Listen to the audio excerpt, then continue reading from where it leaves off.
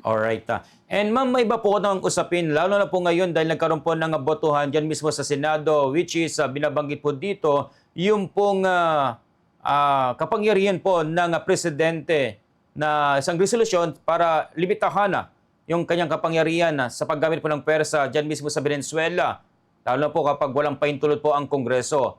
52-47 at ilang pong mga Republican ay lumipat po sa Democrats para suportahan po yung panukala na which is this a sign na medyo may paglalagyan kaya or kaya ay sa susunod na midterm election ay medyo tagilid po ito pong si President Trump or kaya ay makakuha po ng boto rin po for anuman pong kasi lumalabas yung pong mga impeachment sa kanya?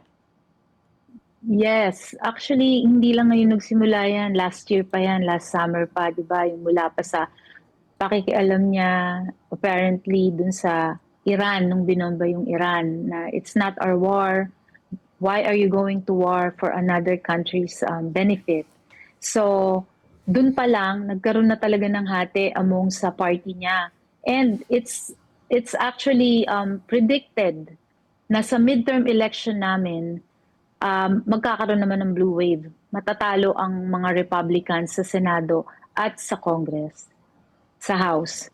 Kasi nga, maraming talagang hindi sumasang-ayon ngayon sa mga ginagawa ni President Trump.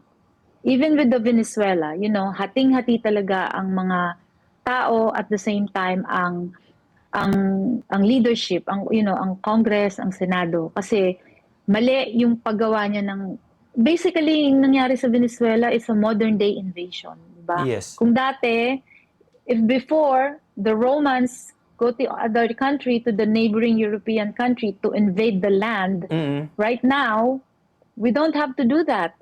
We remove their leader, we put a puppet leader there. So in a sense, we're the one leading that country.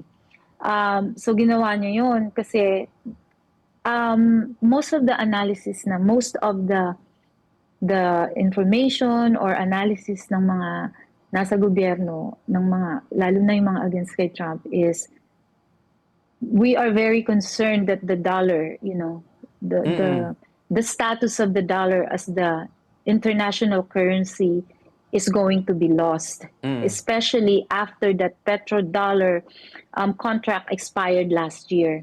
So now the Arabs, Russians, Chinese, marami na sila. The BRIC country now, there's 11 countries. I just don't have the exact country. There are now 11 countries that are trading oil, not using the US dollar. So pag dumami pa yan, you know, the US dollar will lose its status as a international foreign currency that could affect our, you know, our economy. So yun ang mga analysis ng maraming tao. It's not just about the flow of oil, where it's coming from, but it's also about the currency. Na pag nawala yung status ng Amerika as a US dollar, as an international currency.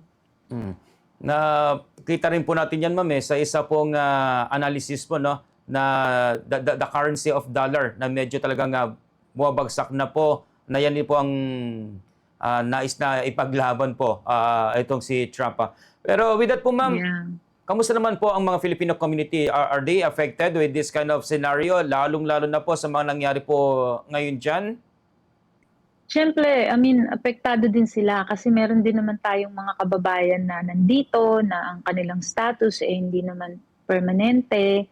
So, natatakot sila nga yung mga ganyang insidente na pag may gulo, ayaw nilang masaktan. Pero, I'm proud of our community, you know, kahit na natatakot sila, they protest, but they protest peacefully. Actually, kahit dito sa LA, during the protest of, you know, when there was a protest about ICE raids last year, the Filipino community I did not hear any news. And, you know, I did not hear in the news that there's a member of Filipino community or Filipino group that was involved in a violent protest. All right.